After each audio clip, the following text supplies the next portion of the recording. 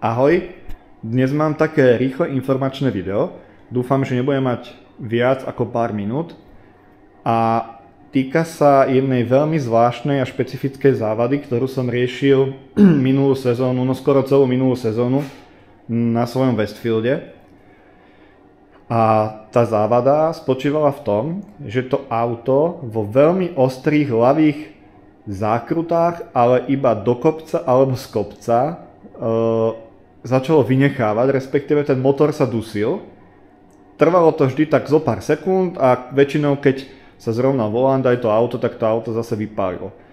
Nikdy sa to nestávalo v pravých zákrutách, nikdy sa to nestávalo do kopca, z kopca, na rovine, pri nejakom rýchlom brzdení, následnom pridaní a tak ďalej. Vždy sa to dialo iba v ľavej zatáčke z kopca alebo do kopca.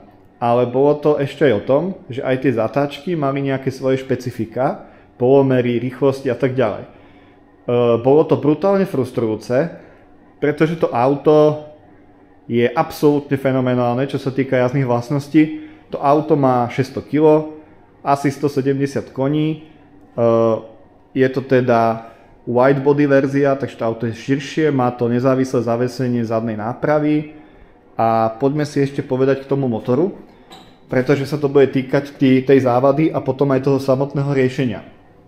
Takže je to motor Pinto, prevrtaný na 2,1 liter, je tam ostrá vačka, je to nejakým spôsobom ešte jemne poladené, sú tam nejaké väčšie trysky, má to celohliníkový chladič vody, oleja, má to teda dva karburátory Delorto DHL A45, ktoré mimo iného vlastne prešli aj kompletným repasom, ultrazvukom, bla bla bla. V rámci diagnostiky a snaženia sa nájsť riešenie na tú závadu.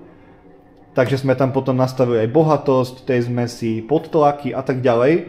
Takže ten motor chodí absolútne skvelo. A poďme si teda povedať nejak skrátke, čím všetkým ja som si prešiel, kým som teda našiel to riešenie. Začal som palivovou pumpou. Nakoniec som zistil, že tá pumpa má asi 5-násobný výkon toho, čo potrebujú tie karburátory na ten vstup toho tlaku paliva.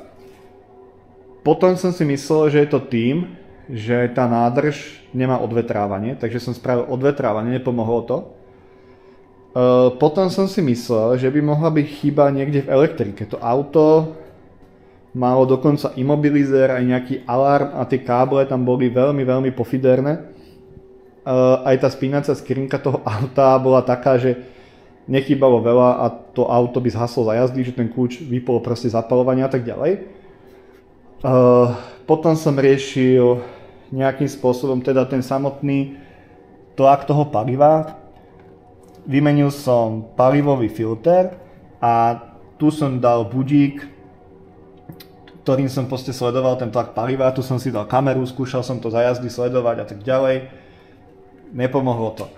Potom som si myslel, že by mohol byť problém niekde v zapaľovaní, takže som vymenil cievku. Nakoniec som tam aj tak vrátil tú pôvodnú cievku. A potom som si kúpil na sviečky také fajfky, ktorými vlastne som sledoval, či to hádže iskru. Oni tam majú v sebe nejakú ledku. Takže tu je ďalší držiak na kameru. Vymenil som káble na sviečky, kontroloval som rozdeľovač a tak ďalej, proste stálo to extrémne veľa času. Nakoniec som teda spravil kompletný repas tých karburátorov, kde mimo iného boli také zaujímavosti, že tam v plavákovej komore bola padnutá nejaká tryska, ktorá vôbec nebola z toho karburátora. Na jednom karburátore bolo také tesnenie, na druhom bolo iné tesnenie, takže to robil nejaký diletant. Každopádne vtedy som dal fakt všetku tú nádej do toho, že to pomôže a nepomohlo to. To auto s tým malo stále problém a ešte rozmýšľam, čo všetko som na tom robil. Už mi aj nenapadá. Fakt sme riešili, áno, ešte sme riešili alternátor, či náhodou niekde neskratuje, potom sme riešili no všetko možné, od elektriky po, ja neviem, sanie, no úplne všetko, vzhľadom na to, jak to auto je jednoduché, tak by si človek povedal, že to musí nájsť nie tú závadu, ale trvalo to strašne dlho, potom chvíľu sa zdalo, že to už je v pohode, potom sa to zase začalo prejavovať a tak ďalej. No ale aby sme nenaťahovali nejakým spôsobom to video, tak sa poďme pozrieť, ako vyzerá štandardné tesnenie na plavákovú komoru. Je to v podstate toto tesnenie, tu a tu. A tu už sú potom samotné plaváky a nádobka s benzínom. A keď sa pozrieme, som si tu teda nachystal aj taký obrázok, aj som si tu dal to staré tesnenie,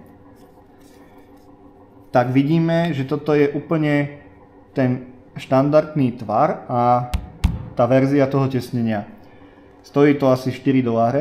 A teraz sa skúsme pozrieť, že existuje niečo takéto, ktoré sa volá ako tesnenie z Anti-Fuel Search, a keď si to dáme nejakým spôsobom vedľa seba, tak vidíme, že tieto otvory tu chýbajú a aj tieto.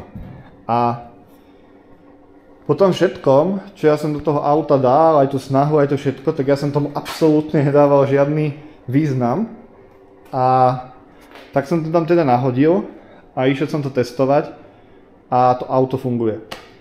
Takže ak náhodou niekto rieši nejaký podobný problém, ťažko povedať, či sa to prejavuje aj u iných aut s tým karburátorom, pretože tu máme napríklad C3, vonku máme Volkswagen T3, ktorý má tiež karburátor a tak ďalej, ale tie auta jazdia úplne iné tempa, majú úplne iné vlastnosti, takže tam sa možno tá závada nejakým spôsobom neprejaví. A hlavne v tej C3 mám úplne, nazvem to, jednoduchší karburátor, ako sú tieto. Tieto karburátory sú podľa mňa dosť vymakané. Keď som ich otváral a menili sme na nich všetky tie diely, tak mi to prišlo, že to je ako celkom vymyslené. A preto mi prišlo divné, že by to mohol mať problém. A naozaj to nejakým spôsobom pomohlo. Na 99% je ten problém odstránený. A sú teda špecifické zatači, kedy ja cítim, že tam je ešte malinký problém, ale myslím si, že je to už vec, ktorá sa dá doladiť možno tým tlakom toho paliva, nejakým spôsobom nastavenia tých plavákov, ktoré som tiež mimochodom ladil snáď ani neviem koľkokrát, podľa rôznych návodov na internete a tak ďalej. Takže a ak niekto náhodou máte alebo máte skúsenosti s týmito dvoma karburátormi, tak asi každý vie alebo uzná, že to nie je úplne jednoduché ako nastaviť, zosynchronizovať. Není to náročné, ale nie každý to vie. A dostať sa do tej problematiky tak, aby si to človek doma dokázal nejako nastaviť, aby to fungovalo, tak tiež stojí nejakú námahu. A tým som vlastne len chcel predať nejaké informácie a taká nejaká lekcia toho, že aj keď si človek povie, že na internete je dneska všetko, alebo ku všetkému mám okamžite prístup na 2 kliky, tak kým som ja odhalil túto závadu, tak ma to stalo veľa e-mailov, vypisovania priamo do Delorta, do nejakých firiem, ktorí robia repasy tých karburátorov. Dostal som aj info, že sa s tým nedá nič spraviť, pretože to auto je moc rýchle na tých slikoch a že ten karburátor konštrukčne nezvláda a tak ďalej. Boli tam rôzne aj takéto názory, ale nezdal som sa toho. A nakoniec som to vymenil a to auto odtedy funguje úplne skvelo a ten motor to isté. Takže to bolo len také rýchle info.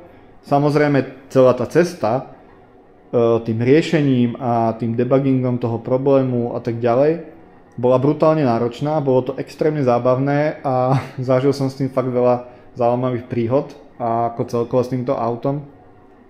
Takže dúfam, že to niekomu pomôže a ak by to náhodou niekto nejakým spôsobom ešte riešil ďalej, že pre neho to bolo nejaký medzistupeň a ešte potom pokračoval a vylepšil to ešte viac, tak mi určite dajte vedieť, ja budem len rád.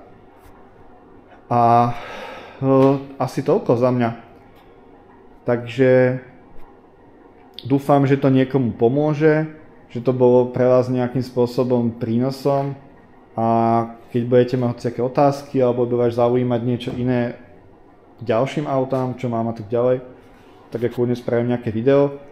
To auto je špecifické tým, že je extrémne jednoduché, funguje absolútne perfektne na tej ceste a aj napriek tomu existujú takéto špecifika a človek si s tým dá teda dosť námahy, aby to nejakým spôsobom vyriešil. OK, takže ja budem teda končiť. Snažil som sa to natočiť na jeden záber, nejakým spôsobom zhrnúť tie veci. Dúfam, že som na nič nezabudol. Ak by náhodou boli k tomu hociaké dotazy alebo otázky, tak rád odpoviem. Aj celkovo k tomu autu alebo k nejakému porovnaniu a tak ďalej. Vnímam to tak, že mám tých aut viac, mám dosť skúseností s rôznymi autami, dokážem to nejakým spôsobom porovnať, takže ak to pre niekoho bude zaujímavé, tak rád sa k tomu nejakým spôsobom vyjadrím a dúfam, že to aspoň niekomu pomohlo. Takže díky a čau.